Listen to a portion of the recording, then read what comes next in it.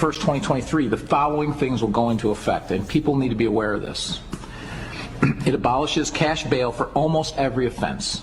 This includes, but isn't limited to, kidnapping, armed robbery, second-degree murder, drug-induced homicide, aggravated DUI, threatening a public official, and aggravated fleeing and eluding.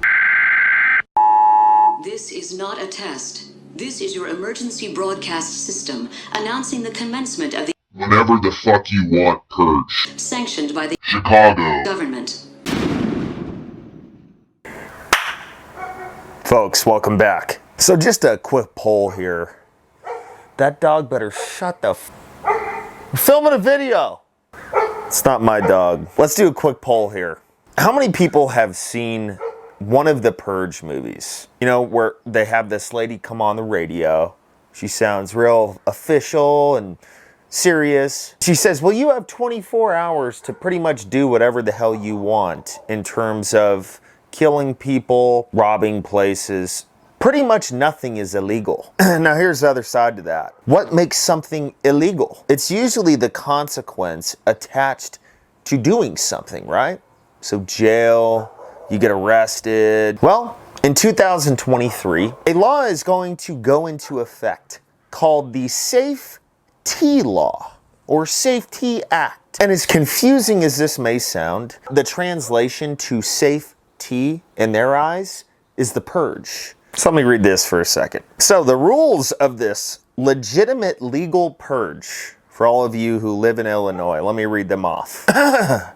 Under the new law, entire categories of crimes such as aggravated batteries, robberies, burglaries, hate crimes, aggravated DUIs, vehicular homicide, drug-induced homicides, all drug offenses, including delivery of fentanyl and trafficking cases, are not eligible for detention no matter the severity of the crime or the defendant's risk to a specific person or the community.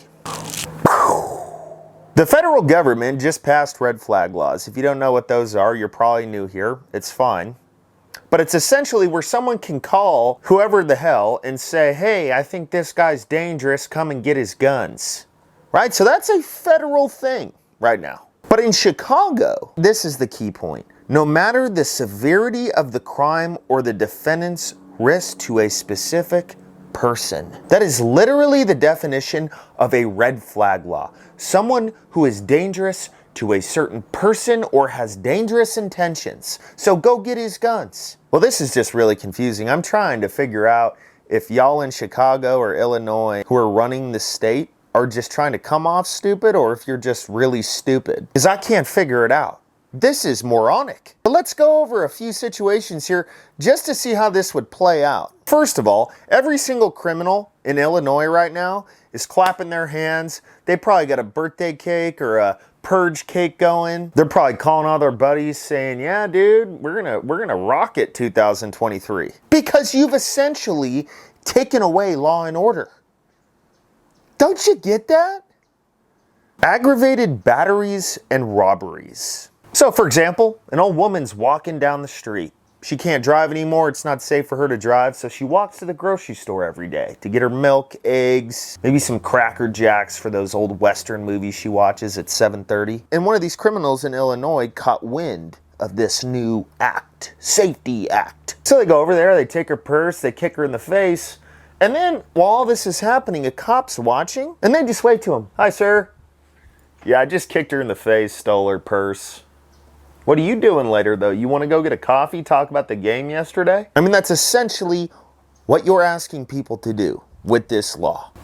Here's my favorite one, though. And this is just, God bless it. I can't even explain how stupid this is. Drug-induced homicides. Homicide is when somebody kills someone else, not in self-defense. Right? There's a whole lot of that going on right now. So if you're a criminal and you want to commit a homicide, and you see this new law, if you have half a brain, all you have to do is commit the homicide while you're on drugs.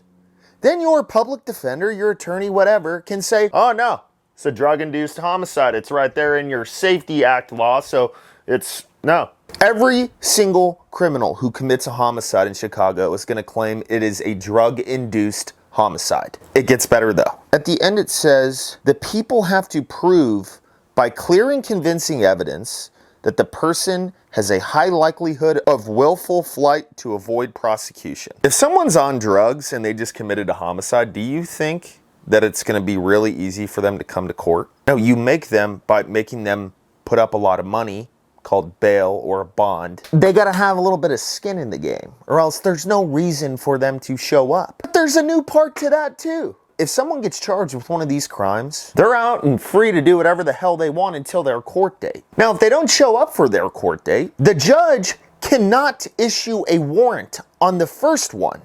All they can do is they can try to summon them again and say, well, here's your new court date. Sorry you couldn't make it. Chicago traffic. No. They are only allowed to issue a warrant the second time they don't show up. You know the saying, you fool me once, shame on you. Fool me twice, shame on me. I think y'all missed that in school, or your dad's saying, or something like that, for whoever made this law. You know, it's been a long time since the crime rate in Chicago or any of these big cities has been at a level that we would call successful, right? Pretty low. Well, you know what they say about success, right? It's kind of like being pregnant.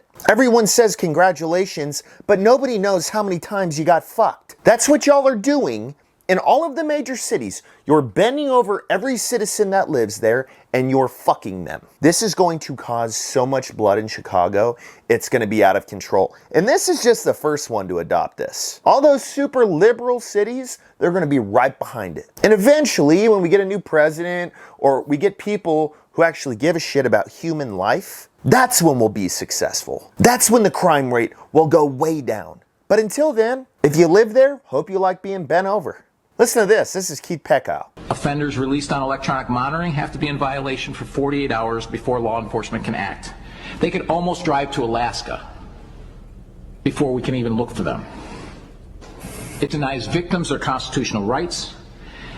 And keep this in mind, businesses and homeowners. Officers will no longer be able to remove trespassers from your residence or your businesses.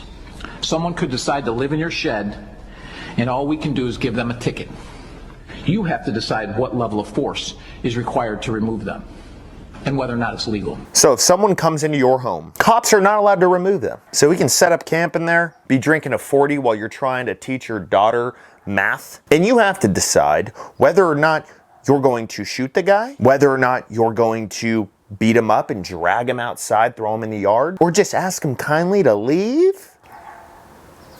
And then what happens? What happens if people defend themselves in situations like this? What happens when the crime gets so bad that the decent people of Chicago who are going to defend themselves when crap like this is going to inevitably happen? Are you going to be as lenient on people who are defending their families with our Second Amendment? Or are you going to send ATF agents out there and say, well, you had a pistol brace, so yeah, that's not self-defense, man. Welcome to the Purge. If you like that kind of stuff, if you want to live in that kind of world, go out to Chicago. If you don't, I would get the hell out of Illinois. And if you have to stay there for some reason, arm yourself, because this is going to be nuts. Great job to whoever made this law or whatever the hell it is. And I really like the name, Safety Act. That is going to bite you in the ass. Just wait. You're going to see crime like you have never seen before, and it's all going to be because of the Safety Act. Genius.